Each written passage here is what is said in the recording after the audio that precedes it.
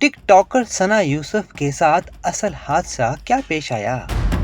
सना यूसुफ को मेहमानों की मौजूदगी में क्यों मार दिया गया?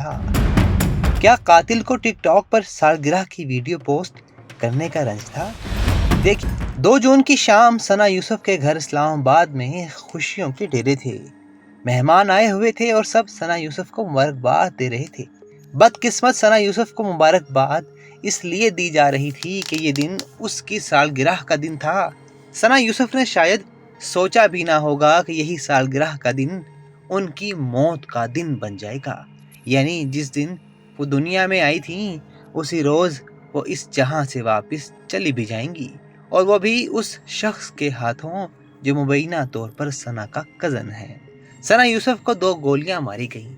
टिक टॉकर सना यूसुफ के कत्ल से मुतालिक तफसीलात आहिस्ता आहिस्ता मंजरेआम पर आ रही हैं।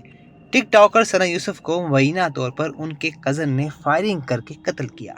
पुलिस राय के मुताबिक सना यूसुफ को 2 गोलियां मारी गईं। वो शदीद जख्मी हो गईं। उस वक्त घर मेहमानों से भरा हुआ था। कातिल ने इस बात की परवाह किए बगैर कि घर मेहमान हैं, यहाँ बहुत लोग जमा हैं जो कत्ल के गवाह बन सकते हैं, सना को जान से मार दिया। यह हैरत अंगेज और अफसोसनाक वाकया इस राज से पर्दा उठाता है कि मुआशरे में अदम बर्दाश्त किस हद तक बढ़ती जा रही है, और ये भी कि लोगों में कानून का खौफ किस हद तक कम हो गया है।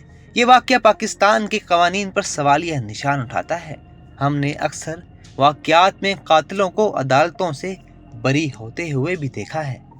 प्रोसिक्यूशन मुजरमों की अदालतों से रिहाई का इल्ज़ाम पुलिस तफ्तीश पर लगाती है कि पुलिस की नाक़िस तफ्तीश की वजह से मुजरिम सज़ा से बच जाता है, और यूं जुर्म का वो खौफ जो मुआशरे में होना चाहिए वो कायम नहीं रहता। यही वजह है कि कत्ल व गारतगरी के वाकयात दिन ब दिन बढ़ते चले जा रहे हैं। पुलिस का कहना है कि सना को जख्मी हालत में फौरी तौर पर KRL अस्पताल मुंतकिल किया गया, जहां वो जख्मों की ताप न लाते हुए दम तोड़ गई। पुलिस के मुताबिक सना यूसुफ मेडिकल की पहली साल की तालबा थी और सोशल मीडिया पर फाल थी। वाक़ये के बाद पुलिस ने इलाके को घेरे में लेकर शवाहिद इकट्ठे कर लिए हैं। पुलिस ज़राए के मुताबिक सना यूसुफ का पोस्टमार्टम मुकम्मल कर लिया गया। सना की मैयत वर्षा के हवाले कर दी गई है। टिकटॉकर की मैयत वर्षा लेकर चित्राल रवाना हो गए हैं। पुलिस ने मजीद बताया कि वर्षा के इब्तदाई बयानात कलम बंद कर लिए गए हैं और वाक़ये की हर जाविये से तफ्तीश जारी है। लेकिन अब फिर वही सवाल कि क्या पुलिस की तफ्तीश इतनी ठोस होगी कि कातिल को सज़ा मिल सके, और क्या सज़ा इतनी सख्त होगी कि आइंदा कोई किसी को कत्ल करते वक्त सज़ा के खौफ से कांप उठे।